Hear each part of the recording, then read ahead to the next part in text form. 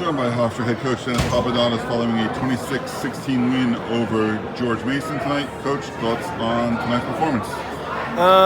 We've been edging towards winning those tough situations, and if we just didn't, we would be 7-0, right? Like they've beaten teams we lost to. We just found a way to finally win those that we lost against American. We lost all 6 against Binghamton. So that's what I was happiest with. I thought we could do a little more at 25. 33 came in and did what we were supposed to do. I was happy with Hoyle. 49's got to stay focused. 57 was a good kid, Long Island kid. He battled hard. There was a point that, man, he almost got turned and pinned, and that would have been problems, changed momentum with the duel. So I'm proud of his effort. 65 got to figure it out. 74, that kid's ranked. That kid's 22-4. He's got good wins. That's another good win for Ross, and he got a major. So that's going to help. That's a very good win for Ross. 84, not his best day, but he's got heart and toughness. And as I keep telling the guys, I want someone to tell me what move he used not to get taken down. There's no name. It's the I don't feel like losing to you today move. And then he got the takedown, I feel like beating you today move. And if we had more of that early, we'd be undefeated. Trey wrestled a little sluggish. Zach, we weren't going to wrestle Zach today. If it was mathematically over, we weren't going to wrestle Zach. He's recovering from something. But I told him we're not allowed to hit a knee. We're not taking bottom today, so we made it easier and just pinned the kid in 20 seconds. So that helps, right? But I was happy with the effort and the grit and the toughness in a lot of situations. Even in some situations like 57-25 that we lost, I was happy with our grit to keep the match where it needed to be for the team. When Ferreira had that big turnarounds and sudden victory, you turned over, you yelled to the team something. What was the message that you were giving? I told them, we talk about being tough. Someone tell me what move he used to get out of that takedown. Someone tell me. He just refused to lose. And if we have more on that, we'll have more guys getting results. And we talk about it every day. Everyone thinks it's about breaking down technique. When you get to this level, and it's so, everybody's a state champ. Everybody was good. That kid's good from George Mason in high school. You know what I mean? And that kid's he's like 16-7 on the year.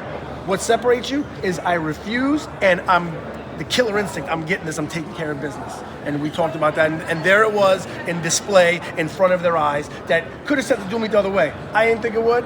I just thought it would hurt Jacob if he lost because that would have been bad loss for Jacob on his ranking, on his automatic bid to the national tournament.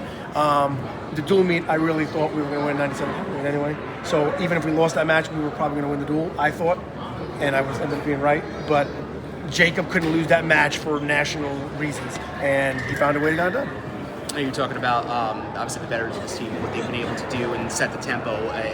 Get those wins the way they got these victories today. How did they set that tempo and now you guys move forward from this? Listen, we got Drexel is a good team. Drexel's good, and we got them Sunday, and they're a conference opponent, and they're going to wrestle them tomorrow, so we'll get a good idea.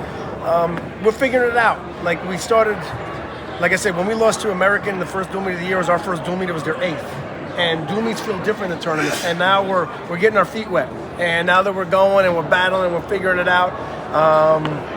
And we're showing what we're capable of.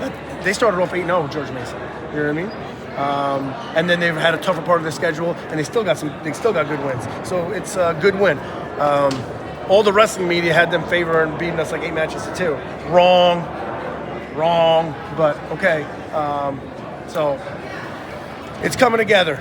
It's February, thank God it's coming together. We got a big one on Sunday.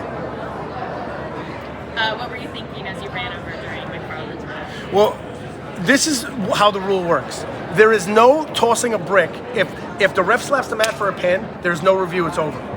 So I'm like, if he slaps this mat, like it shouldn't even be his points. We touched the ground, it's over. But I'm like, hey, you touched the ground, brick, and he slapped. I'm like, don't slap the mat, it's over. So he wouldn't listen to me. So I ran over to because like I said, if he slapped the mat, there is no going back and review. The weirdest rule in wrestling is a pin is irreversible.